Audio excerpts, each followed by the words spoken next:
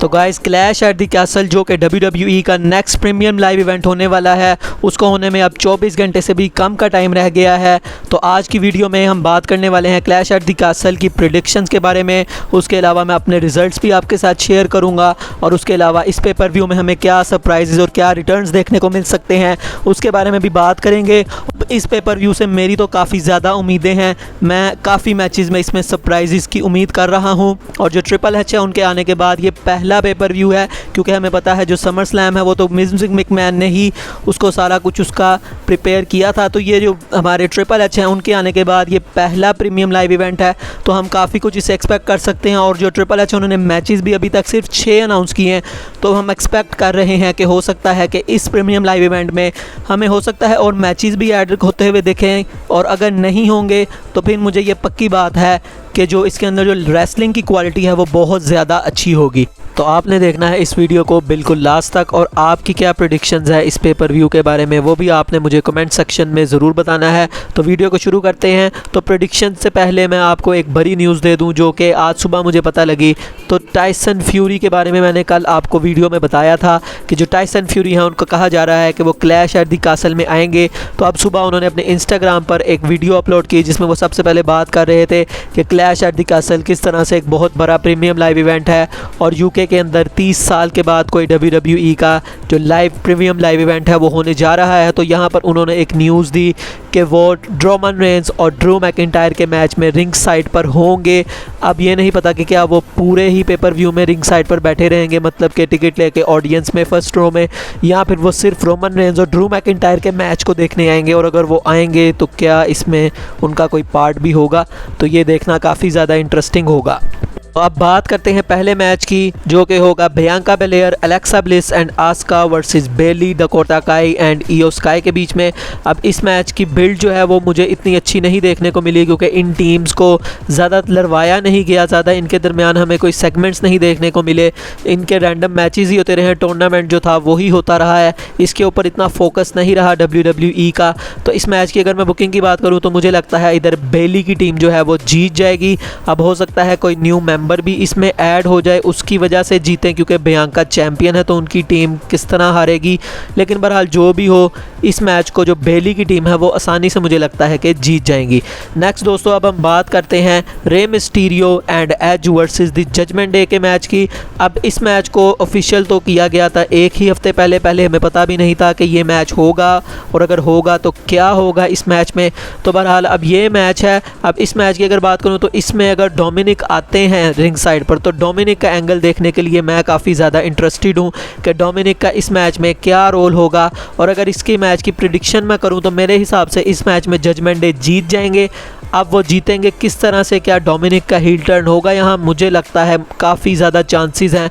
और ये पहला ऐसा मैच है जिसके अंदर मैं सरप्राइज़ को एक्सपेक्ट कर रहा हूँ। तो अब देखते हैं कि क्या हमें सरप्राइज़ देखने को मिलता है और क्या इधर डोमिनिक अपने फादर पर 70,000 पीपल के सामने अपने फादर के अगेंस्ट हो जाते हैं और उनको ये मैच कोस्ट कर देते हैं। तो अगर ये हो जाता है तो ये एक शो की हाईलाइट हो जाएगी और ये काफ़ी अरसे तक हम इसको याद करेंगे। नेक्स्ट दोस्तों अब हम बात करते हैं अगले मैच की, तो वो है for the SmackDown women championship, Liv Morgan versus शेना Baszler. अब इस मैच की भी अगर मैं बात करूं तो इसकी भी जो बिल्ड है मुझे इतनी ख़ास नहीं लगी। अच्छी थी लेकिन उतनी अच्छी नहीं थी, क्योंकि जो लिव मॉर्गन है वो इंजर्ड है, तो उसी के राउंड इन्होंने इस पूरी स्टोरी लाइन को घुमाया है। इस मैच की अगर बात करें तो इस मैच को मुझे नहीं लगता कि ये कोई रेसलिंग वाइज बहुत अच्छा मैच होगा। इसमें सिर्फ देखना हमें यह है कि जीतेगा कौन। तो मुझे लगता है यहाँ लिव मॉर्गन जो है वो अपनी टाइटल को रिटेन कर लेंगी, लेकिन वो किस तरह से करेंगी अब उसमें मुझे ये लग रहा है कि हो सकता है इस मैच में कोई हमें इंटरफेरेंस देखने को मिल जाए। अब इधर इंटरफेरेंस किस किस की हो सकती है? सबसे पहला नाम तो रोंडा राउजी का है कि वो आ सकती हैं इस मैच में, और दूसरा नाम जो मेरे जहन में आ रहा है वो है शार्लेट फ्लेयर का, क्योंकि हमें पता है कि शार्लेट काफ़ी देर से नहीं आई और रिक फ्लेयर ने भी कहा भी था, कल की वीडियो में मैंने आपको बताया था कि वो जल्दी आएगी। तो देखते हैं क्या होगा, लेकिन इस मैच में टाइटल चेंज कोई नहीं होने वाला और लिव मॉर्गन इस मैच में अपने टाइटल को रिटेन कर लेंगी। नेक्स्ट दोस्तों एक बहुत ही इंटरेस्टिंग मैच जो कि होगा for the intercontinental championship, Gunther versus Sheamus. अब शेमस आपको पता है कि वो भी आयरलैंड से हैं जो कि यूके में ही आता है, तो सबसे पहले तो शेमस को यहाँ पर काफ़ी ज़्यादा पॉप मिलने वाली है। और उसके बाद अगर इस मैच की बात करूँ तो इसकी बिल्ड काफ़ी ज़्यादा अच्छी है। लास्ट स्मैकडाउन में हमने इनका जो स्टेयर डाउन देखा था वो भी काफ़ी ज़्यादा अच्छा था, और अभी कल का स्मैकडाउन का शो भी रहता है, तो हो सकता है इस स्टोरी लाइन में मज़ीद भी हमें कुछ देखने को मिले। अब इस पूरा इवेंट है, इसके अंदर मैं ज़्यादा टाइटल चेंजेस एक्सपेक्ट नहीं कर रहा, लेकिन इस मैच में मैं चाहता हूं कि एक टाइटल चेंज जो है वो हो जाए। अब गुंथर अच्छे चैंपियन हैं और अभी नए सुपरस्टार हैं, उनको ज़रूरत भी है इस चीज़ की, लेकिन फिर भी मुझे लगता है कि वहां पर जो क्राउड आया है उसको कम से कम एक मोमेंट तो देना चाहिए कि वो अपने होम टाउन हीरो को एज चैम्पियन देख सकें। तो मुझे लगता है कि इस मैच में शेमस को जीतना चाहिए, तो इस मैच में मैं जो है वो शेमस की तरफ जाऊँगा, तो मेरी प्रिडिक्शन यहाँ शेमस के लिए रहने वाली है। नेक्स्ट दोस्तों अब हम बात करते हैं एक ऐसी राइवलरी जो कि बहुत ज़्यादा पर्सनल हो चुकी है, Seth Rollins versus Matt Riddle. अब इसकी बिल्ड जो है वो काफ़ी हफ्ते तो हमें मैट रिडल देखने को नहीं मिले, लेकिन 2 ही हफ्तों में इन्होंने जो अपनी स्टोरी लाइन है उसको कहाँ से कहाँ पहुँचा दिया है। इतने ज़्यादा ये लोग पर्सनल हो गए, एक दूसरे की फैमिलीज़ तक ये लोग पहुँच गए। तो ये मैच जो है काफ़ी ज़्यादा इंटरेस्टिंग होगा, और रेसलिंग वाइज ये मुझे लगता है एक ये मैच और एक गुंथर और शेमस वाला मैच, ये दोनों मैच जो है इस शो की हाईलाइट रहने वाले हैं। रेसलिंग वाइज ये मैचेस बहुत ज़्यादा अच्छे होंगे। अब इस मैच की अगर बात करूँ तो मेरे हिसाब से इसमें मैट रिडल जीत जाएंगे, लेकिन मैं देखना चाहूँगा कि इस मैच को सेथ रॉलिंस जीतें, क्योंकि यार सेथ रॉलिंस इस साल अभी तक कोई भी लाइव इवेंट जो प्रीमियम लाइव इवेंट 2 है उसमें नहीं जीते। डे 1 से लेके अभी जहाँ समर स्लैम तक एक भी रिव्यू में सेथ रॉलिंस ने कोई भी विक्ट्री अभी तक नहीं ली। तो मैं यहाँ चाहूँगा कि सेथ जीते, लेकिन मेरी प्रिडिक्शन रहने वाली है यहाँ मैट रिडल के लिए। नेक्स्ट दोस्तों अब हम बात करते हैं फाइनल मैच की, जो कि होगा for the undisputed WWE universal championship, Drew McIntyre versus Roman Reigns. अब ये मैच इस जो है वो नाइट की हाईलाइट रहने वाली है, और इस मैच के अंदर अनलिमिटेड पॉसिबिलिटीज़ हैं कि इस मैच की बुकिंग किस तरह से हो सकती है। काफ़ी ज़्यादा सुपरस्टार्स हैं जिनके बारे में एक्सपेक्ट किया जा रहा है कि हो सकता है वो इस मैच में इंटरप्ट करें। उसके अलावा जो थ्योरी हैं वो तो हमेशा ही एंगल रहेगा कि हो सकता है थ्योरी इस मैच में अपना money in the bank brief case को कैश इन कर लें और अनडिस्प्यूटेड चैंपियन बन जाए। अब अगर हम बात करें कुछ ऐसे सुपरस्टार्स की जो कि इस मैच के अंदर इंटरफेयर कर सकते हैं, तो उसके अंदर 2 नाम जो है वो सबसे टॉप ऑन द लिस्ट है। एक नाम तो वो है जो कि रिंग साइड पर ही मौजूद होगा, जी हाँ मैं बात कर रहा हूँ टाइसन फ्यूरी की। तो टाइसन फ्यूरी हो सकता है यहाँ पे रिंग साइड पे कुछ ऐसा करें कि जिसकी वजह से वो इस मैच के रिज़ल्ट के ऊपर कोई असर डालें। अब पता नहीं वो रोमन की साइड पर हो जाते हैं या वो ड्रू की साइड पर होते हैं, लेकिन अगर वो रिंग साइड पे हैं तो मुझे लगता है कोई ना कोई वो चुल तो ज़रूर करेंगे। और दूसरा नाम है जी ब्रे वाइट का।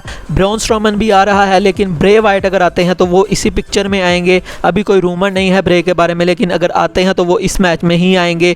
तो ये दोनों ऐसे सुपरस्टार्स हैं जो कि इस मैच में आ सकते हैं। और उसके अलावा हमें पता है कि इस मैच में दी ऊसोस नहीं होंगे, उसके अलावा पॉल हेमन नहीं होंगे, क्योंकि वो दोनों जो है वो ये तीनों बंदे जो है क्लैश एट द कासल में नहीं होने वाले। तो उसके अलावा एक थ्योरी का एंगल रह जाता है। लेकिन मैं अगर बात करूं इस मैच के विनर की, तो मुझे लगता है यहाँ पर चाहे जो मर्जी हो जाए, चाहे थ्योरी आए या चाहे हमारे जो टाइसन फ्यूरी हैं वो इस मैच में इंटरप्ट करें, इस मैच के अंदर अगर तो ये अनडिस्प्यूटेड चैंपियनशिप के लिए ही रहता है, क्योंकि अगर थ्योरी आ जाते हैं और ये एक चैंपियनशिप के लिए हो जाता है तो फिर मुझे लगता है कि वहाँ पर हो सकता है थ्योरी या मैकिंटायर में से कोई जीत जाए।